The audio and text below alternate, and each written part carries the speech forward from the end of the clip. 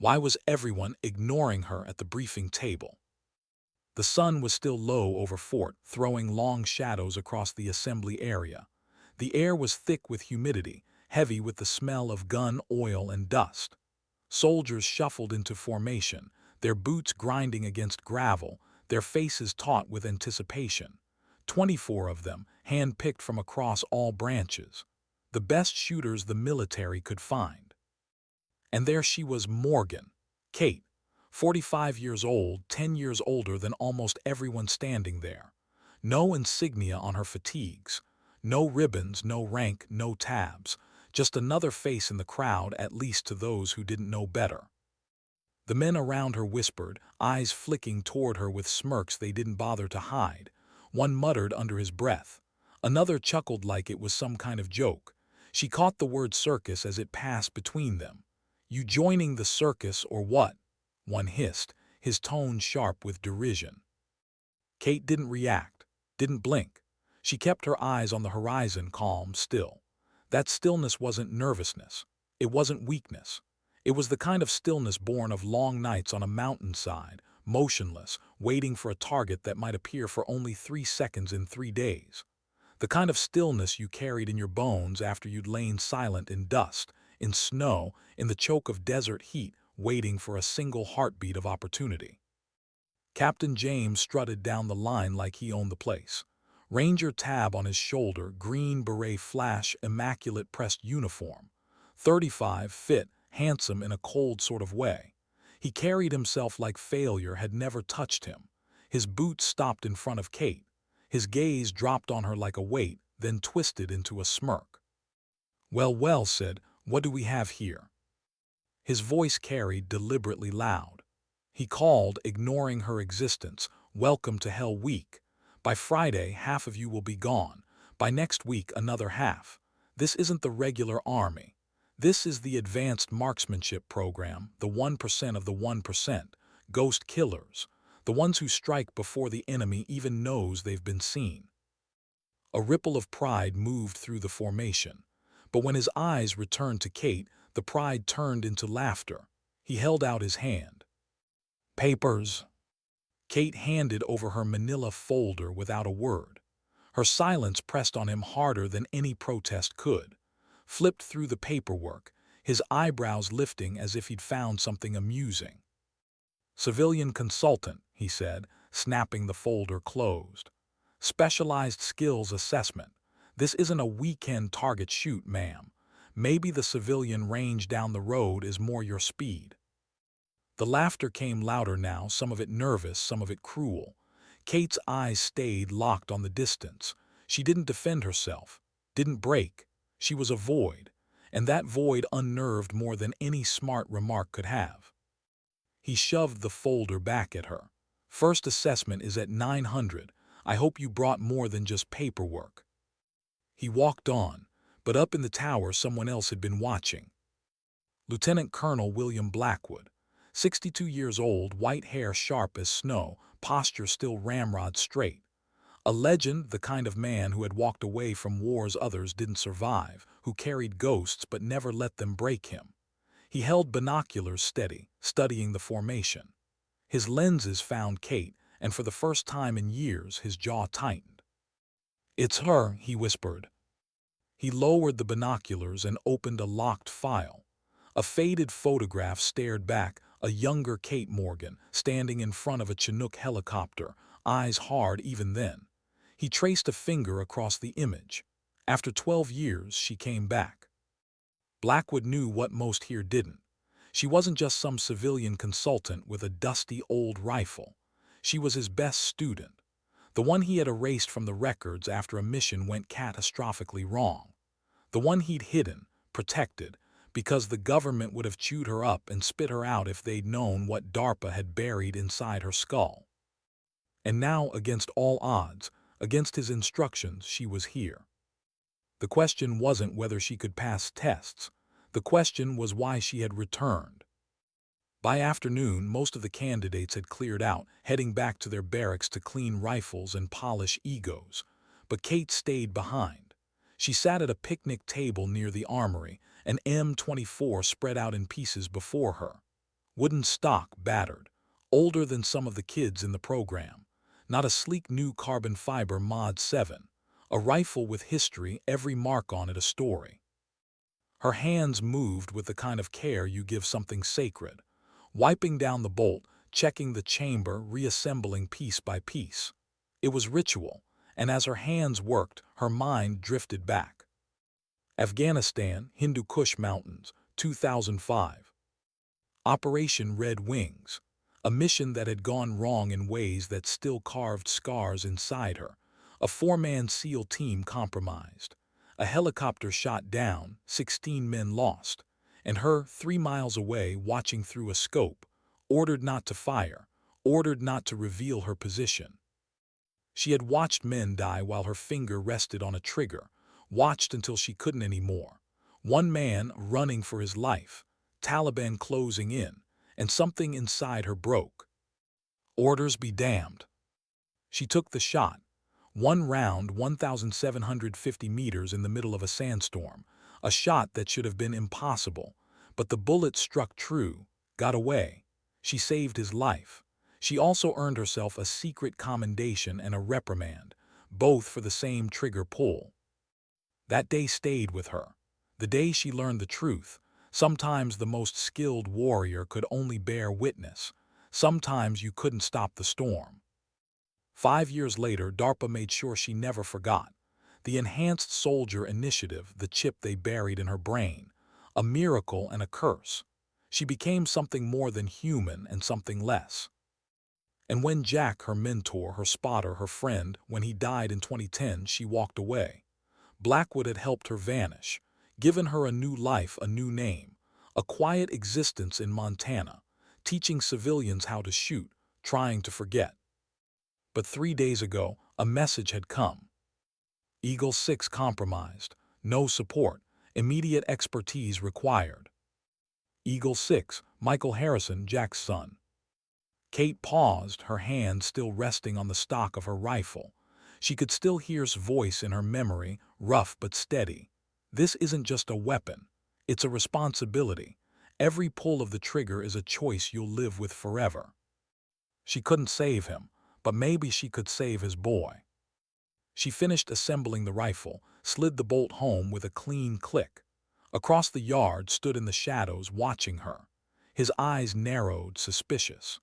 The way she moved, the way her hands glided over the rifle, it betrayed years of experience that didn't match the thin, civilian consultant line in her file. "Who the hell are you really?" he muttered to himself.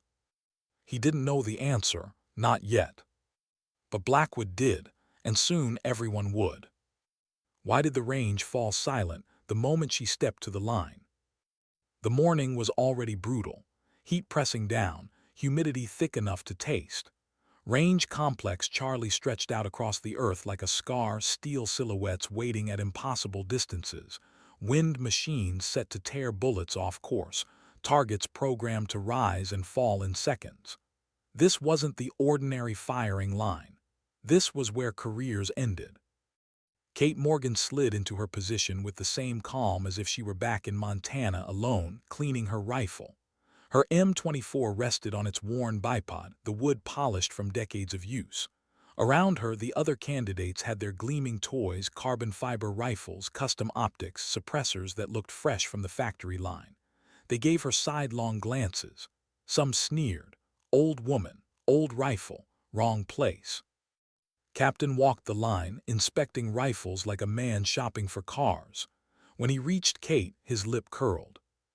"Still using that museum piece," his voice carried, ensuring everyone heard. "This isn't a reenactment, Miss Morgan." Kate didn't flinch. Her eyes stayed on her rifle.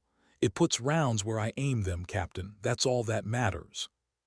His smile didn't reach his eyes. He leaned close, his whisper a blade meant to cut.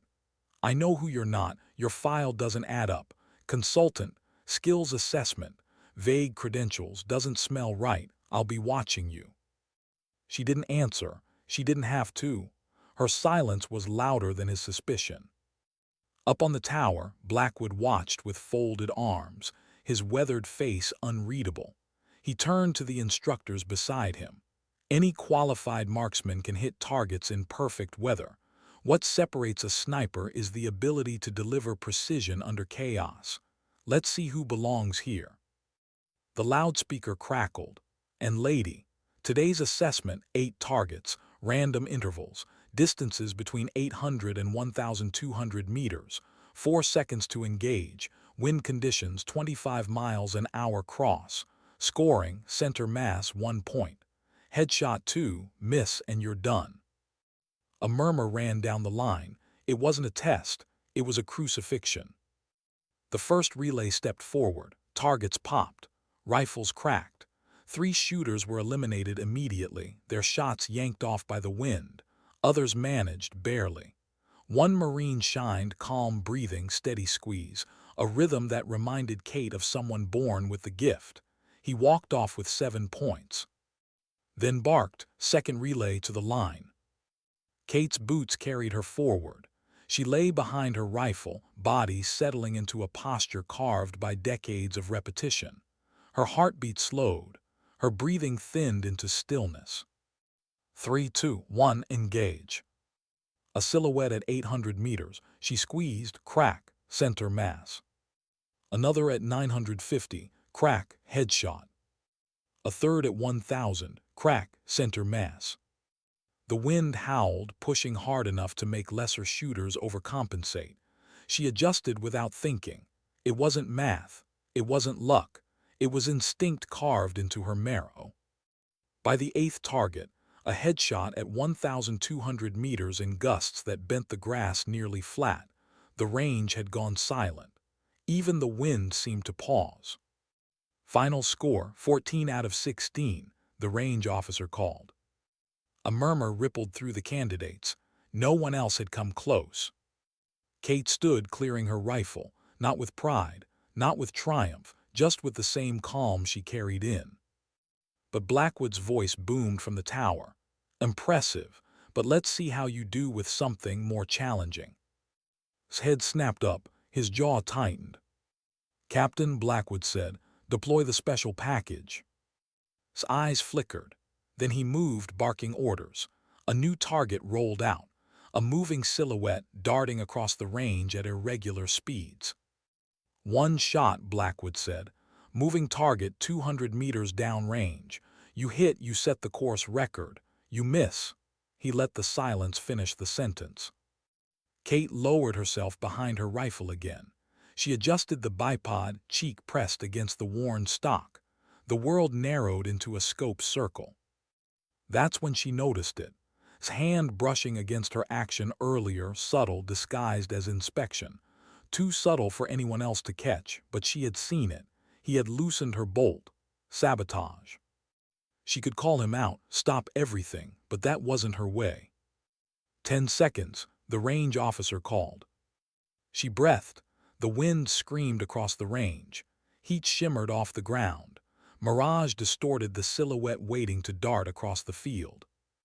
3, 2, 1, target live. The silhouette sprang forward fast, weaving. Kate's scope tracked, her finger pulling the first stage of the trigger. She exhaled. Click.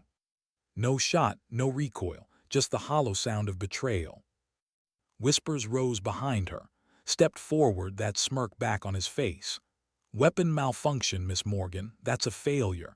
Clear your rifle and step away. She didn't move. Her hands blurred, a motion so quick it seemed unnatural. She cleared the malfunction in under 2 seconds, fingers performing a technique almost no one on that range had ever seen in real time. On-block clip extraction, a maneuver buried in obscure manuals, meant only for catastrophic failures in combat. She reloaded, reacquired, her eye never left the scope. Target still active, she said calmly. Opened his mouth to object. Blackwood's voice cut across him like a knife. Let her shoot, Captain. The range went quiet again. Kate tracked the target, her breathing sinking with her heartbeat. The silhouette neared the edge of its run. Time stretched thin. She adjusted once, twice, calculations running beneath instinct. She exhaled, squeezed. The echo rolled across the range. For a heartbeat, nothing. Then the target jerked, dropping. Target hit, center mass. The silence broke. Candidates stared, some in awe, some in disbelief. A few clapped despite themselves. Stood frozen, his face twisting as if the impossible had just been dragged into daylight. "That's not possible," he muttered. But it was. She had done it. Even sabotaged, even under wind and heat, even with everything stacked against her, she had done it. Up in the tower, Blackwood's lips curved into the faintest smile. "Still the best of us," he murmured. Kate disassembled her rifle, calm, steady, as if nothing extraordinary had happened. But her eyes lifted to Blackwood, and for a moment they shared the truth without words. She wasn't here to win records. She was here for something else. Something couldn't begin to understand. As the other candidates shuffled away, whispering, Kate walked off alone. Eyes burned into her back. Suspicion, fear, resentment. He wasn't done with her, not yet. But neither was Blackwood. Why did he bring her that rifle, after all these years? The sun was sliding low over Fort, shadows stretching across the empty range. Most of the younger shooters had retreated to the barracks, their minds looping over the impossible shot they'd witnessed. Whispers about the woman with the old rifle had already begun to spread. Some called it luck, others called it a trick, but deep down they knew. They'd seen mastery and it unsettled them. Kate Morgan sat at a weathered table near the armory, her M24 disassembled, each piece laid out in neat order. Cleaning cloths, small bottles of oil, brushes worn from years of use. Her movements were quiet, ritualistic, wiping down the bolt assembly, running a cloth through the barrel, wiping, checking, setting each piece back with care. It wasn't just maintenance, it was meditation. The sound of footsteps broke the silence. Heavy, purposeful, not a kid fumbling with boots. Kate didn't look up, she already knew who it was. A hardshell rifle case slid onto the table. The clasps gleamed dull in the dying light. "You made quite an impression today," Blackwood said. His voice was even but layered, fatigue beneath command, history beneath authority. "That wasn't my intention." Kate's eyes stayed on the cloth in her hand, slow, deliberate strokes across the bolt. "No," Blackwood agreed, "it never was." They let the silence stretch. Between them lay 12 years of ghosts. "Tampered with your weapon," Blackwood said at last. "It wasn't a question." "Yes." "And yet you didn't report it." Kate paused, finally looking up. Her gaze was steady, unblinking. Would that have served the mission? For the first time that day, Blackwood's mouth twitched with the hint of a smile. Always the pragmatist. His hand rested on the case. "I brought you something." The clasps snapped open, one by one. He lifted the lid. Nestled in foam, black and gleaming even in the fading light, lay a M82A 1.50 caliber sniper rifle. Not new, not polished for show. Old, worn in the way only a weapon that had seen war could be. Kate's eyes narrowed. For the first time since arriving, something shifted in her. Not surprise exactly, recognition. "This isn't just any," Blackwood said softly. "This is my." Kate set her cleaning cloth down, her fingers brushing the carved stock. Numbers etched into the wood, faded but clear. 141s. "Task Force 141, she murmured. "Mark." Blackwood's gaze went distant. Desert Storm, 1991, Colonel Fakir of the Republican Guard. He thought he was safe, sitting a mile behind his lines, calling artillery on our boys.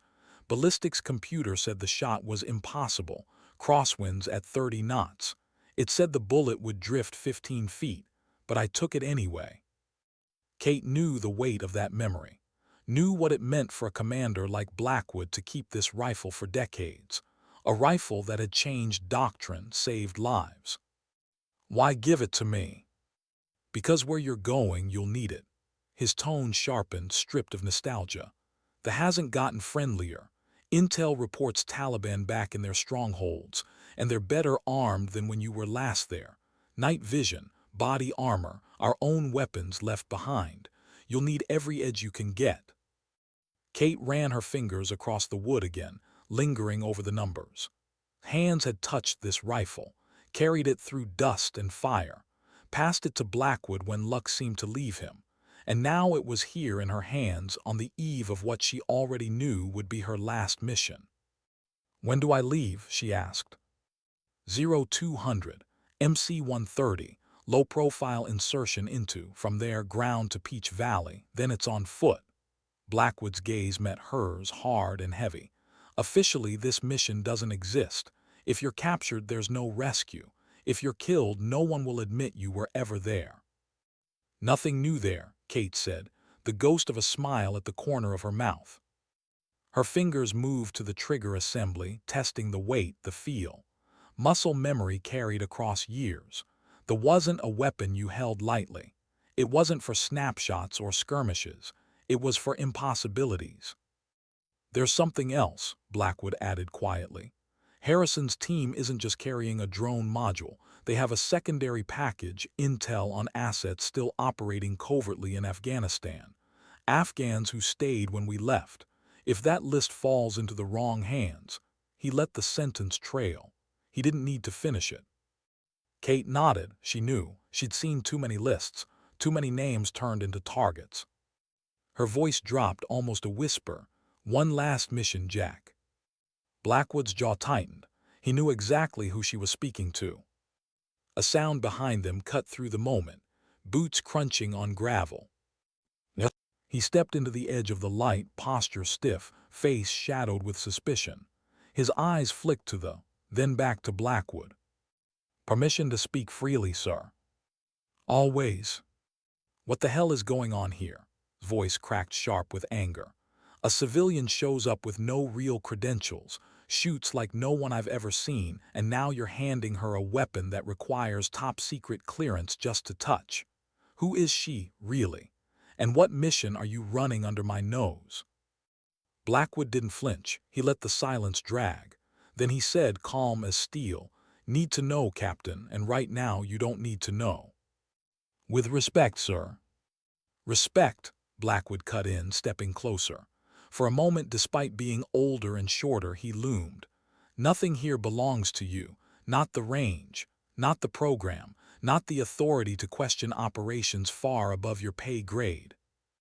The rebuke landed like a strike, stiffened, his face flushing. But his anger didn't fade. It twisted, burned deeper. Kate spoke before the silence turned dangerous. Her voice was quiet, steady, cutting sharper than anger. "He's afraid." Both men turned to her. "Afraid," scoffed.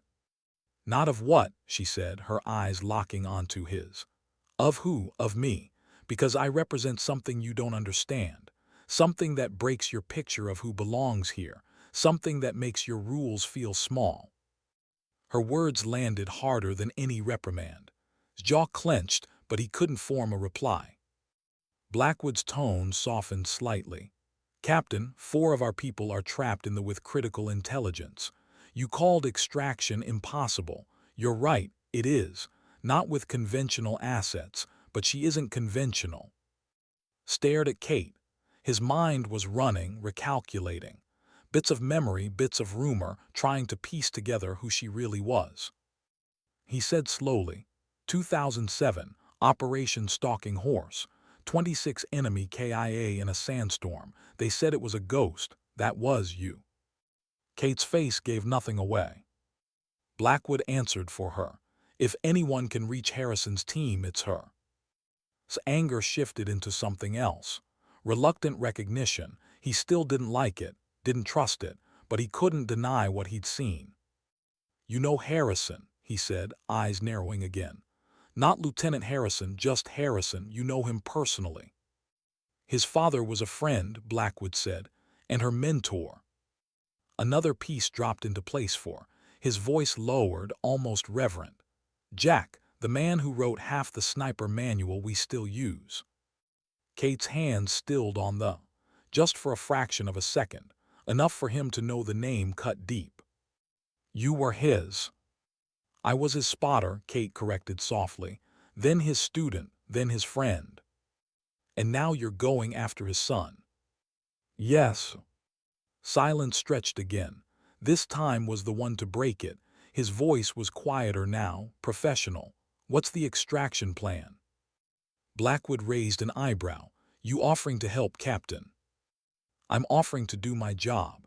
If we have operators in the field, they deserve every chance." Blackwood studied him, then nodded. "TOC, 10 minutes. Bring your intel on Taliban AA positions." Saluted, turned, and walked off. When he was gone, Kate looked at Blackwood. "You trust him?" "Not entirely," Blackwood admitted. "But he knows and we need every edge we can get." Kate nodded. Her hands lingered on the etched numbers. "One last mission," she whispered again. Why did the silence on the aircraft feel louder than the engines themselves? The MC-130's interior was bathed in red light, rows of operators strapped in, helmets on, faces half hidden in shadow. The steady thrum of the propellers should have drowned thought, but for Kate Morgan, it only made the silence heavier. Every vibration of the fuselage seemed to hum with memory, with ghosts. She sat apart, across her knees, her M24 secured in its case at her feet. Around her, the younger men exchanged clipped words, some nervous, some rehearsed bravado. They avoided her eyes, not out of disrespect anymore, but out of something closer to unease. They'd seen her shoot. They'd heard whispers from. They didn't know her story, but they sensed it was carved from a weight they couldn't carry. Sat across the aisle, his face stern. He hadn't spoken since the briefing. Maybe he still hated her presence, or maybe he was calculating. Either way, his silence matched hers. Blackwood had given them the final orders before wheels up. Insertion over valley. Halo jump at 22,000 feet. Zero visibility, strong crosswinds. Land within 2 clicks of the LZ.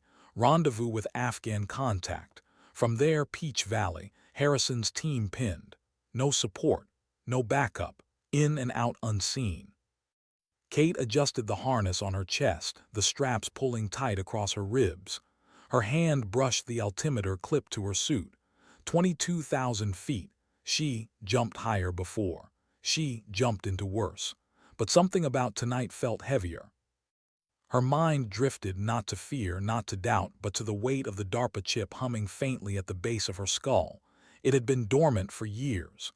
Blackwood had reactivated it before the flight, a simple switch inside her file. She hadn't resisted. She hadn't welcomed it either. It was a tool, one she'd chosen to accept for this mission. And yet the moment the green light blinked inside her neural interface, she'd felt it again, the sharpening of senses, the way the hum of the engine seemed to separate into parts, turbine pitch, air pressure, vibration frequencies. Her body ran smoother, her breathing steadier, her awareness wider. But the cost was there too, lurking. Every activation shortened its, and hers.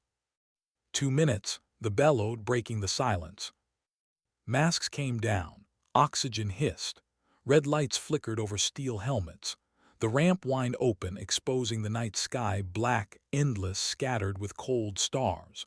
The roar of wind filled the aircraft, a sound that wasn't sound but force pressing in, daring them to leap.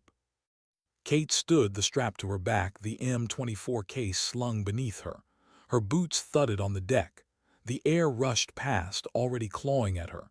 She felt eyes on her, maybe still doubtful, maybe something else now. The green light blinked. Go, go, go. One by one, shadows hurled themselves into the void. Bodies swallowed by black sky. The aircraft emptied. Then it was her turn. Kate stepped into the door. For a heartbeat, she stood still, staring into nothing. Afghanistan stretched below, invisible, a graveyard waiting. She leapt. The world became roar and rush, wind tearing at her skin, body tumbling through dark. Her altimeter ticked down, numbers glowing faintly. 20,000, 18,000, 15,000. Her limbs adjusted, stabilizing. She leveled out, hands firm, breathing controlled. The chip in her skull synced with instinct, giving her every micro-adjustment, every subtle correction. She fell faster, steadier. At 5,000 feet, her chute snapped open, a sharp crack against the night. The sudden drag yanked her hard, but she rode it smooth. The ground rushed up, terrain emerging from the dark, jagged ridges, narrow valleys, forests that looked like shadows painted across stone. She landed hard but clean, rolling to bleed off force, rising in silence. Her chute crumpled into nothing behind her. She pulled the M24 case free, checked her straps. Intact. Everything intact. But the silence was wrong. No calls from, no sign of the others. She pressed her hand to her earpiece. Static. Then faint voices garbled, they'd scattered. Crosswinds had carried them wide. She was alone. The thought didn't rattle her. It steadied her. Being alone was her natural state.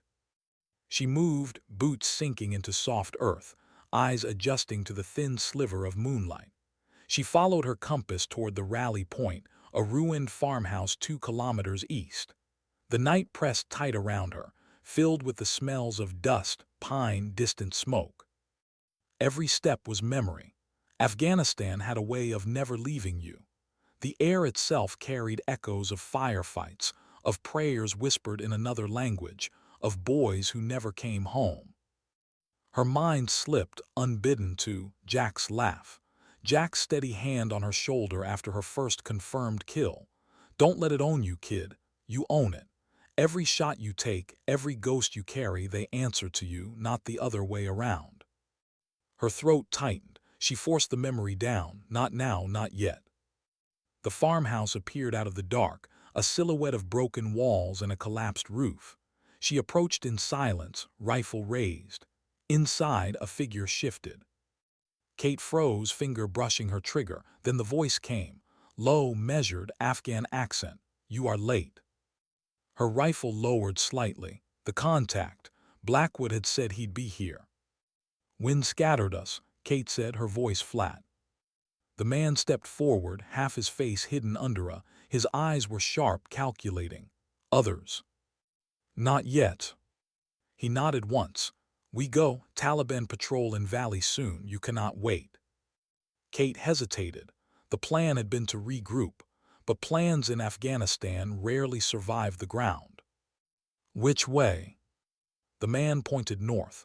Through the trees, quiet, if they find you, you die. She followed. The path wound into the forest, moonlight slicing through branches, ground soft with pine needles.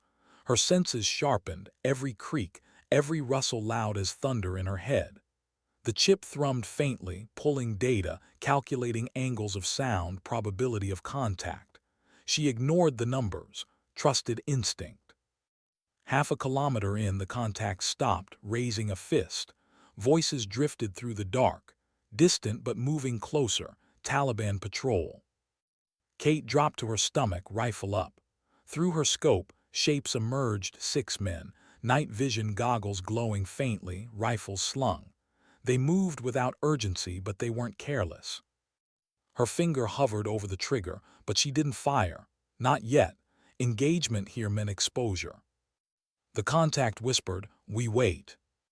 Minutes passed. The men drifted away, voices fatting. Kate exhaled, tension bleeding out. They rose, continued. At the ridge, the forest thinned. Below stretched Peach Valley, jagged cliffs, scattered huts, smoke rising faintly from fires. The contact pointed toward a cluster of ruins at the valley's throat. Harrison team, trapped there, Taliban closing, maybe 2 hours before capture.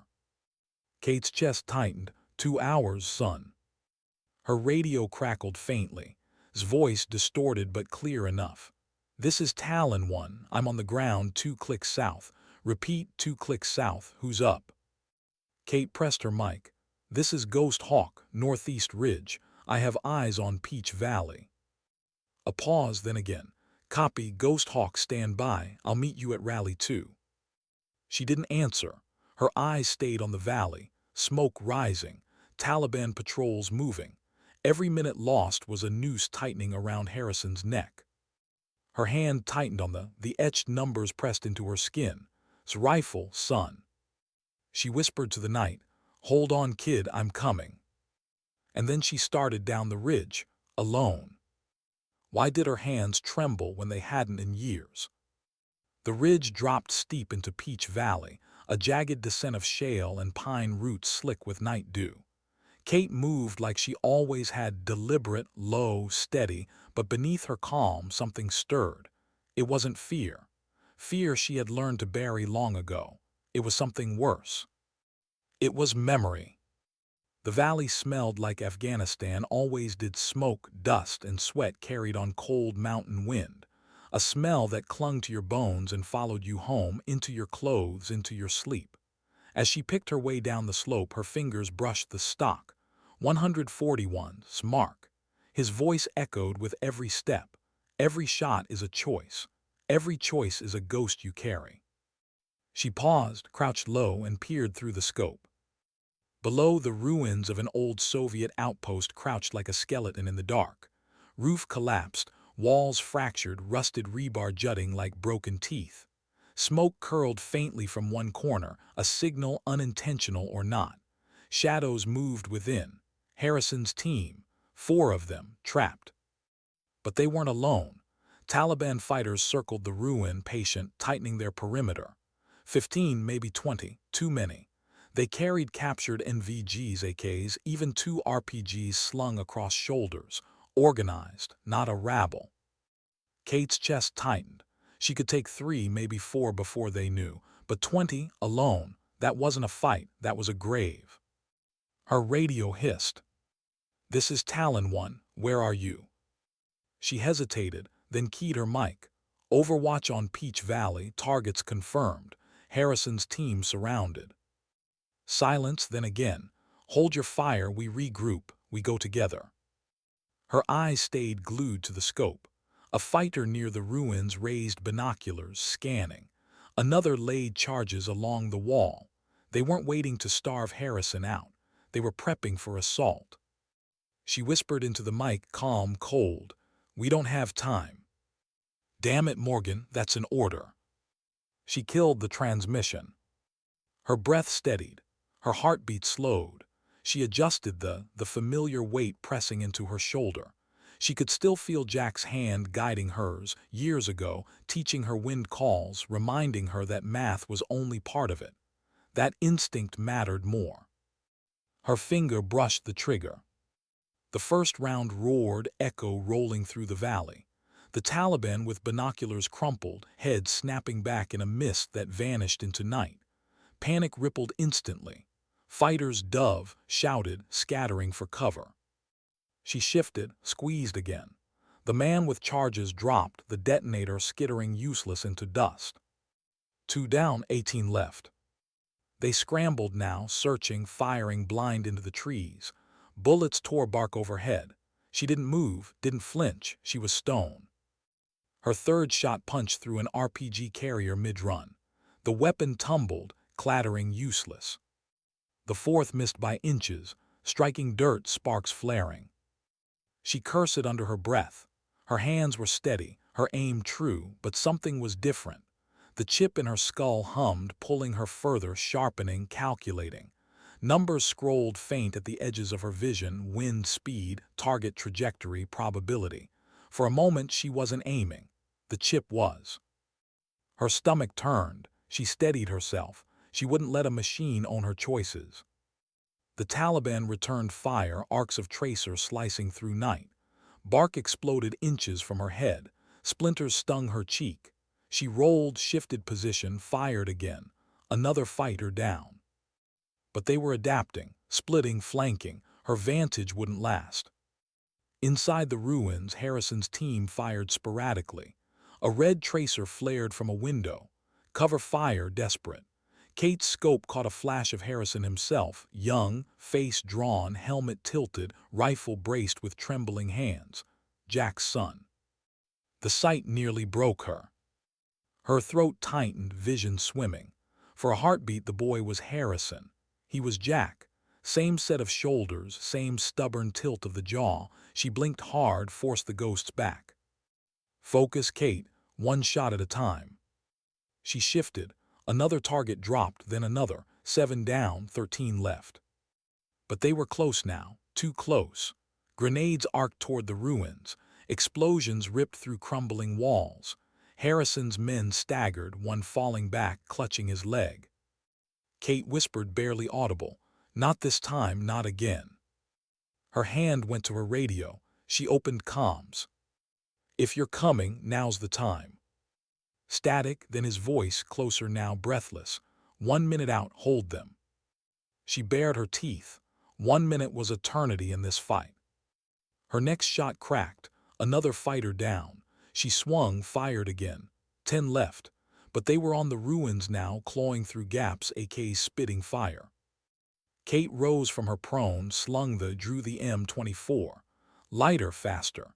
She slid down the ridge, boots digging into shale, body moving without thought. Dust kicked up around her as stray rounds hunted her descent. She didn't stop. She couldn't. At the valley floor, she hit dirt hard, rolled, came up braced. M24 barked.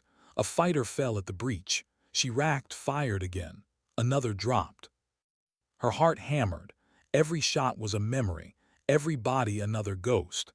But she pushed forward, closer, until she was inside the ruins. Smoke, dust, cries. Harrison and 2 others braced against a broken wall, firing blind into night. Their eyes widened when they saw her. "Who the hell?" Harrison started. "Stay down," Kate snapped. Her voice cut through chaos, steel steady. She fired again, the round dropping a fighter climbing through rubble. She shifted, covering the gap, her presence a wall the Taliban slammed against. Then from the dark's voice roared, "Push!" He and 2 more operators swept in from the east, rifles blazing, cutting into the Taliban flank. Fire poured from both sides. The valley lit with tracer arcs, explosions shaking the ruins. Kate fired until her shoulder ached, until smoke burned her lungs. One by one, the Taliban fell, their shouts turning to silence. The survivors broke, running into the trees. And then quiet. Only the ringing of gunfire still in her ears, only the rasp of her own breath. Harrison lowered his rifle, staring at her. Sweat streaked his dirt-smeared face. His voice cracked, half disbelief, half recognition. You're Morgan. My dad told me about you." The words hit her like a strike. For a moment she couldn't speak, couldn't breathe. Jack's shadow was here, alive in his son's eyes. Approached, rifle low, chest heaving. He glanced between Kate and Harrison, suspicion tempered now with something closer to respect. "We're not safe here," he said. "They'll be back stronger." Kate nodded, still staring at Harrison. The boy looked so young, too young to carry the weight of ghosts. She whispered, almost to herself, "Not this time, I won't lose you too." And for the first time since stepping into fort, her hands trembled. Why did the silence after battle feel heavier than the gunfire itself? Smoke clung to the ruins, curling out of shattered stone and scorched earth. The valley echoed with the ghosts of the fight, ricochet still ringing in memory, tracer fire still searing behind closed eyes. But now it was quiet, too quiet. Kate stood in the ruins' shadow, rifle braced, ears straining. Her hands were steady again. The tremor that had shaken her after Harrison spoke was gone, buried under instinct. There would be time for ghosts later. For now, survival. Swept the perimeter, his voice low, clipped. 2 down, 3 wounded, ammo low. Taliban scattered but not broken, they'll regroup. His gaze flicked toward Kate. "We need to move, now." Harrison limped forward, blood darkening his pant leg, but his grip on his rifle didn't falter. His eyes locked on Kate. "You saved us. My dad, he always said you were the best." Her chest tightened, words sticking in her throat. She wanted to tell him she was, that had been the best, that she'd failed him, but she swallowed it. "Not here, not yet." "Stay close," she said simply. They moved out through the valley, shadows slipping between trees and broken stone. The night wrapped them in its cold silence, but the danger pressed closer with every step. Kate's senses sharpened, the chip in her skull humming, feeding her small pulses of data. Heart rates, wind direction, thermal fluctuations.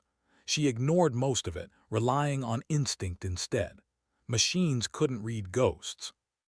The contact led them east, down a narrow goat trail etched into the mountainside. Rocks shifted under their boots, tumbling into darkness. Every sound seemed amplified, each scrape of metal against stone a flare in the night. Half an hour in, Kate raised a fist. The column froze. Her ear caught it first, a whisper of movement, faint, deliberate, not random, not natural. She slid prone, unslung scope sweeping the ridge ahead. Faint shapes, too still, too patient. Ambush, she whispered.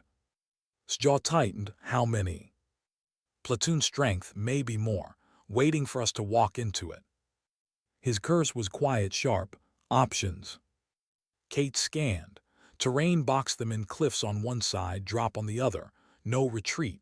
No advance without blood. We make them move first, she said. She braced sighted on a shadow half hidden behind rock. Her breath slowed. Time stretched. She squeezed. The round roared, echo bouncing across the valley. The shadow toppled. Chaos erupted. Muzzle flashes lit the ridge. AK fire rained down, rounds sparking against stone, ricocheting wild.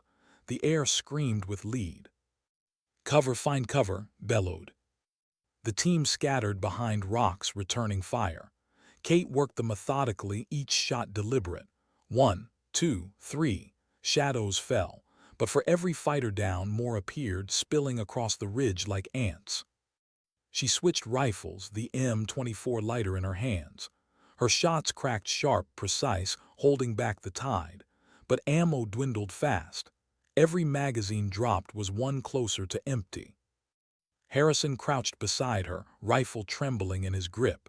His face was pale, eyes wide, not with fear but with the weight of knowing. He wasn't green. He'd seen combat before, but this was different. This was survival against impossible odds. Keep your head down, Kate ordered.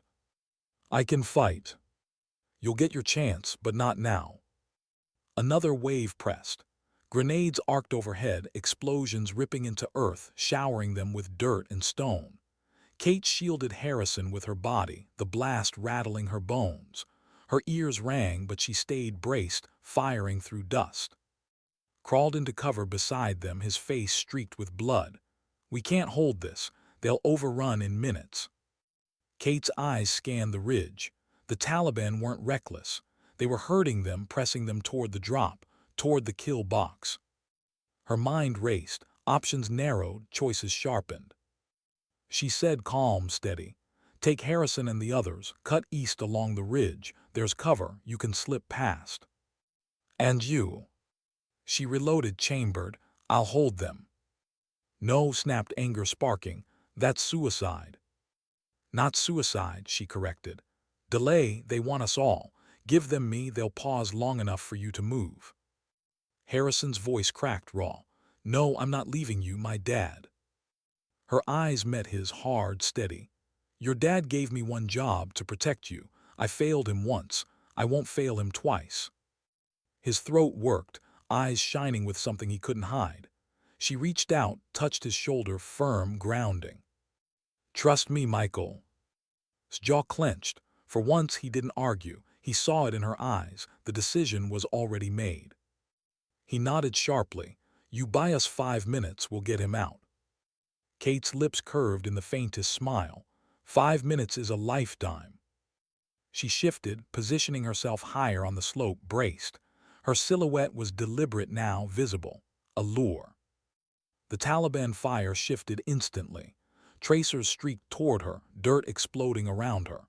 She held steady, firing back, each shot precise, cutting into their momentum. Below signaled. The team slipped east, shadows vanishing into trees. Harrison hesitated, his eyes locked on her until dragged him. His voice echoed once, carried by the night. Don't you die on me, Morgan. She didn't answer, she couldn't. Her throat burned too hot. Her focus narrowed, scope, breath, trigger. One after another, fighters dropped. But the tide didn't slow. They surged, enraged, firing blind, desperate to snuff her out. Her magazine clicked empty. She swapped without pause, movements fluid. But in the space between, rounds cracked close. One punched stone inches from her head, fragments slicing her cheek. Warm blood trickled down. She ignored it, fired again. Another fighter dropped. Another ghost joined the line. Her hands were steady, her breathing calm, but beneath it a truth pressed. She couldn't hold forever. The chip in her skull pulsed harder now, feeding numbers, probabilities. It urged her to push further, faster, beyond human. She resisted. She wasn't a machine. She was more than that. Her vision blurred at the edges. Her body screamed with fatigue. She fired anyway. The ridge lit with muzzle flashes. Taliban shouts rose, fierce, pressing closer. She had seconds now, maybe less. But as her last round chambered, her lips moved in a whisper no one could hear. For you, Jack, for him. The shot cracked, another fighter fell. And then the world erupted. An explosion tore the ridge, not hers, not theirs, something else. Gunships, AC-130 overhead, its cannons spitting fire into the mountain. Taliban scattered, shredded under hell's rain. Kate staggered, ears ringing, eyes wide. Support. Against all odds, support. Her radio crackled. Blackwood's voice, calm iron. Ghost Hawk, this is Overlord, hold position. Angels inbound. Her chest heaved, relief and disbelief crashing together. She slumped behind cover, blood streaking her cheek, rifle heavy in her lap. She bought them time, enough time. As dust rained down and the mountains burned, Kate closed her eyes. For the first time in years, she let herself whisper it aloud. I'm still here. Why did the aftermath of salvation feel almost as crushing as defeat? The mountains still burned.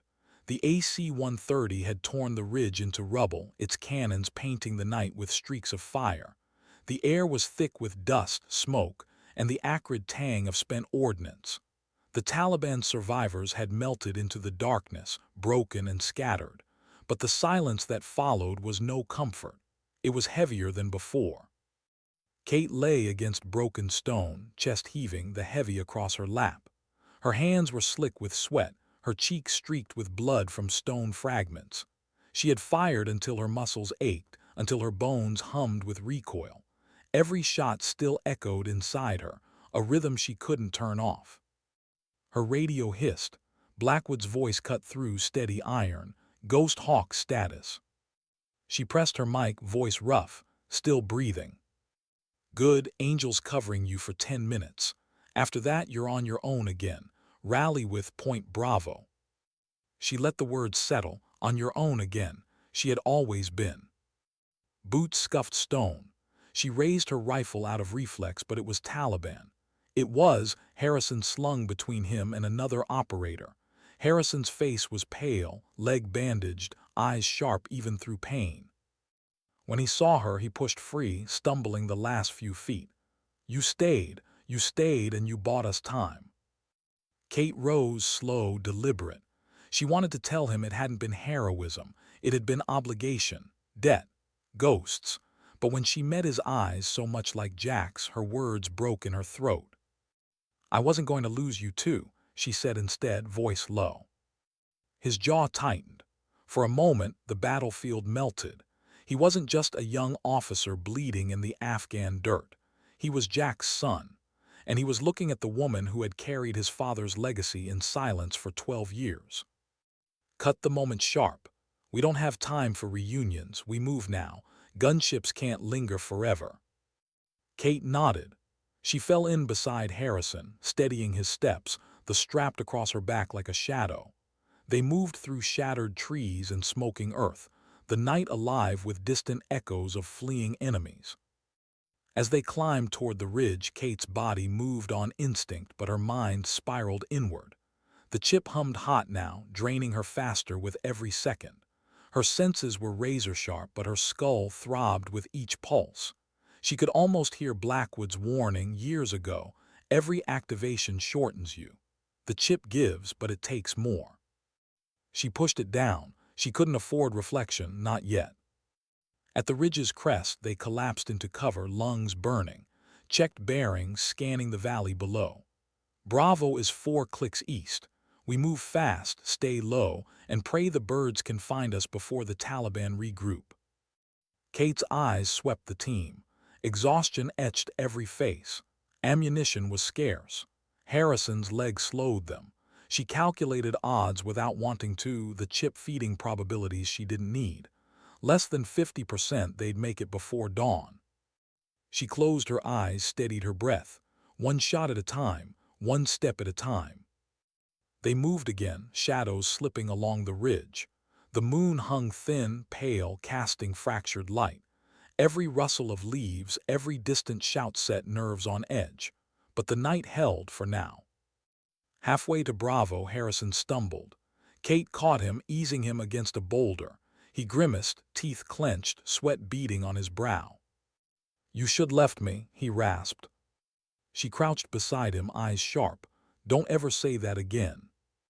He met her gaze, defiance burning even through pain. "You risked everything for me." "Why? My dad, he never talked about himself. But he talked about you.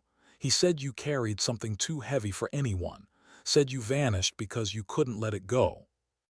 Her chest tightened. The words hit deep, carving old scars open. "I left because your father died," she said quietly. "And I couldn't forgive myself for not stopping it.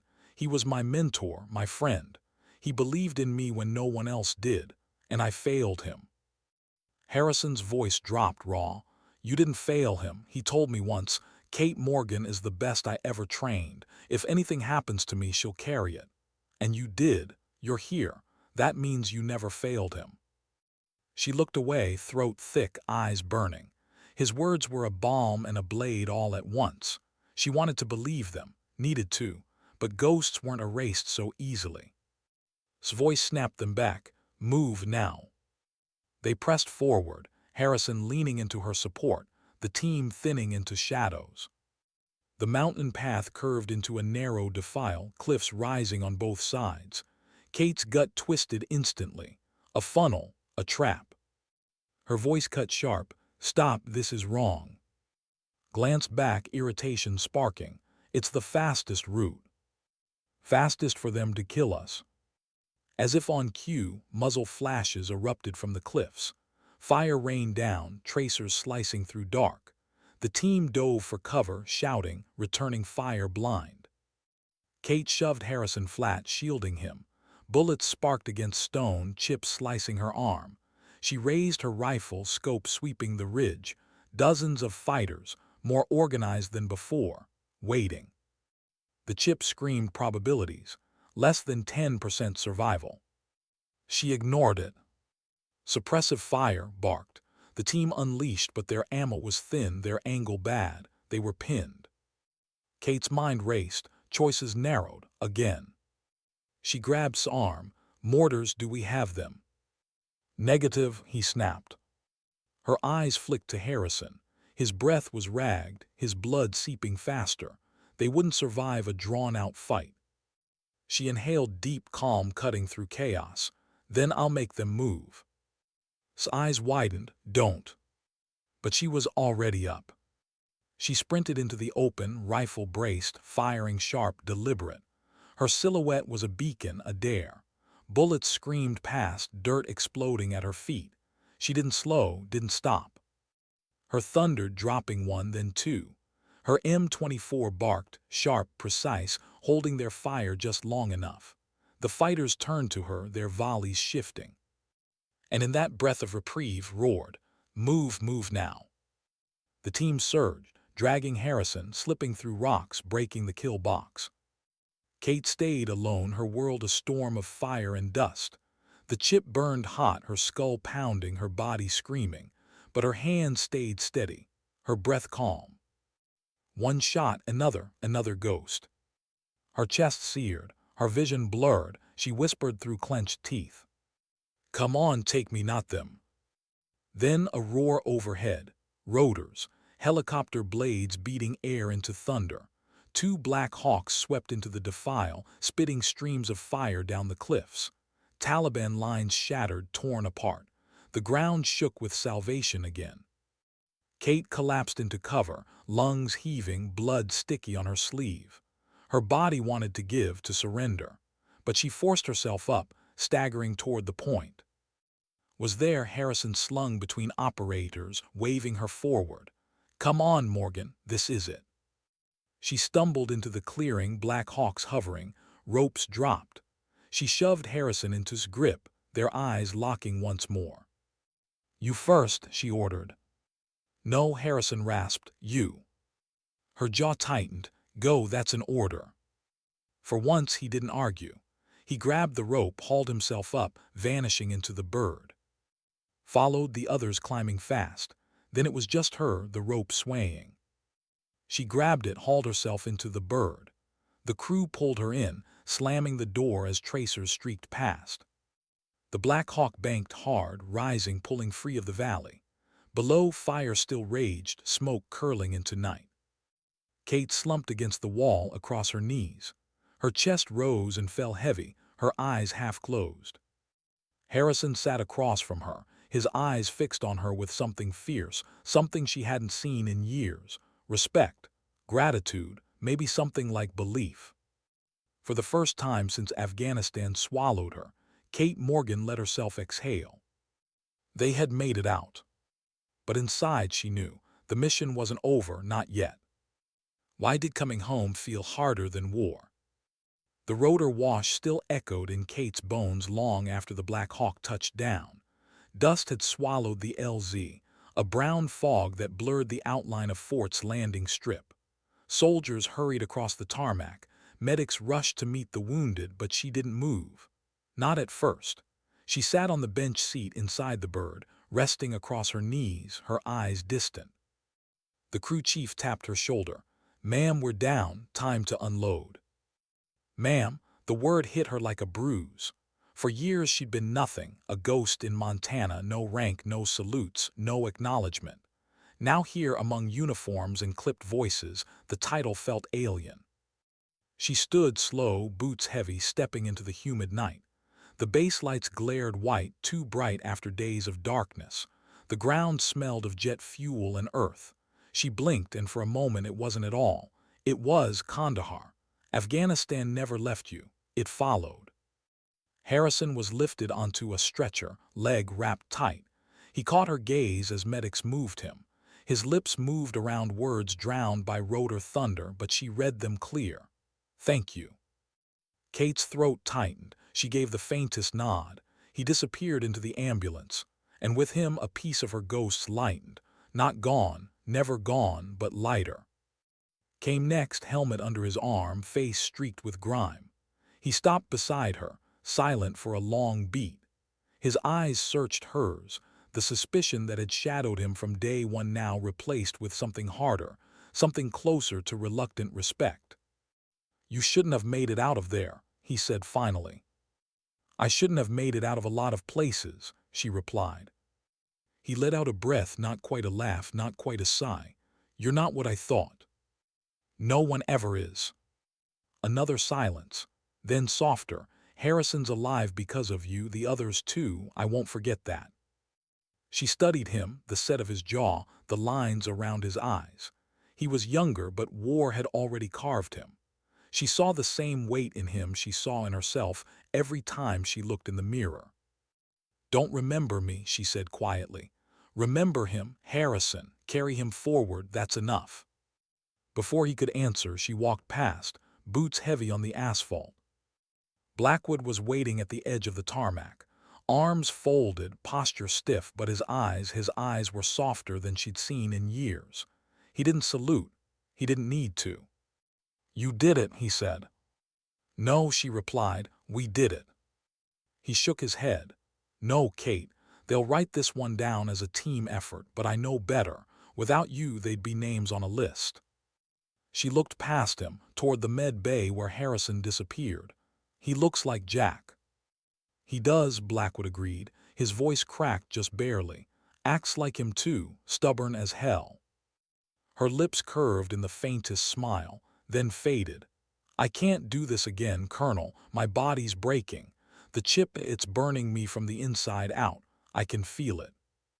Blackwood's jaw tightened. He had known it, but hearing her say it cut deeper. "How long?" "Doesn't matter," she said softly. "Long enough to finish, that's all." They stood in silence, the night pressing heavy. Finally, Blackwood spoke, voice low. "You've given enough, Kate, more than enough." Her eyes burned, but her voice stayed steady. "Then let me walk away, this time for good." He nodded, slow, reluctant.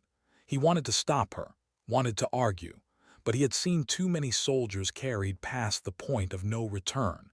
If she wanted to leave, she'd earned it 100 times over. "Where will you go?" he asked. She thought of Montana, of the quiet cabin by the stream, the rifle range with wooden targets, the sound of wind in tall grass. She thought of mornings with no orders, no ghosts but the ones in her own head. "Home," she whispered, "for however long home lets me stay." But weeks passed. Fort swallowed its noise without her. The program rolled on, new candidates stepping into the same dirt, same shadows. Blackwood stayed, Harrison healed. The world moved, but Kate moved away from it. Montana welcomed her back in silence. The cabin was as she'd left it, dust on shelves, her rifle rack gleaming with care. She set thee on its stand beside the M24, side by side, two ghosts resting. Her days were simple again. Mornings with coffee steaming in cold air. Afternoons cleaning rifles, teaching locals who wandered onto her range. Nights listening to the creek rush past, the sky wide and endless. But ghosts didn't care about geography. They followed. She saw Jack in the steam of her coffee, heard his voice in the wind, felt the weight of every trigger pull in her chest when she tried to sleep. Sometimes she woke gasping, the valley still alive behind her eyelids. Sometimes she woke calm, Harrison's voice echoing instead. "You saved us. My dad said you carried it." She had carried it for years, but maybe now she wasn't carrying it alone. Letters came, one from Short, formal, respect where it's due, you changed my view, that was enough. Another from Harrison, longer, messier, written like a soldier still learning how to talk outside of reports. He wrote about recovery, about wanting to go back, about the weight of command. But he always ended the same. "I wouldn't be here without you." Kate folded his letters carefully, tucking them into Jack's old field manual. The one with notes in the margins, lessons scrawled in his hand. The one she had nearly burned once in anger at her own survival. Now it felt like a bridge, from him to his son, to her. The chip still burned sometimes, a faint throb in the back of her skull. She knew it was shortening her days. But for the first time in years, she wasn't afraid of running out. She was grateful for what was left. On the first snow of winter, she walked out to the range in hand. Frost clung to the wood, breath white in the air. She lay prone, scope sweeping across empty fields. No enemies, no targets, just silence. She chambered around anyway, not to fire, just to feel it, the weight, the choice, the ghost. And then she whispered, to the cold, to the sky, to the man whose shadow had never left her. "I kept him safe, Jack. Your boy's alive, that's all that matters." The wind stirred, pine trees creaked. Somewhere a raven called. Kate closed her eyes, cheek pressed to the worn stock. For the first time she felt something she hadn't in years. Not pride, not relief, something smaller, something gentler. Peace. But months later, Harrison came. The truck rattled up her dirt road, tires crunching frost. Kate stepped out onto the porch, coffee steaming in her hand. He climbed out, still limping slightly but stronger, broader, his eyes clearer. They didn't speak at first. They didn't need to. He walked up, hugged her tight, fierce, like a son hugging someone who had carried his father's ghost. When he pulled back, his voice cracked. "I wanted to see where you went, where you found quiet." She smiled, faint. Quiet, never far, just hard to notice. He looked past her toward the rifles on their stands. He nodded. He'd be proud of both of us. Her throat tightened. She blinked hard, nodding. They spent the day walking the creek, talking of everything but war, talking of small things. The kind of things Jack had always said mattered more than medals or missions. As the sun dipped, Harrison turned to her, voice steady. "You saved me, Kate. You gave me more than my life. You gave me a chance to carry him forward, to honor him." She studied him, the firelight of dusk catching his face. He was Jack's son, yes, but he was also his own man, stronger now, ready. "You don't owe me anything," she said softly. He shook his head. "No, but I'll never forget." That night when he left, Kate stood on the porch long after the taillights vanished. She looked up at the stars, wide and endless. The same stars that had hung over Afghanistan. The same stars Jack had pointed out once, telling her that no war could own the sky. And she whispered one last time, "I kept my promise." But the story of Kate Morgan never made headlines. No books, no medals, no monuments. But in the silence of Fort told her story to the next generation.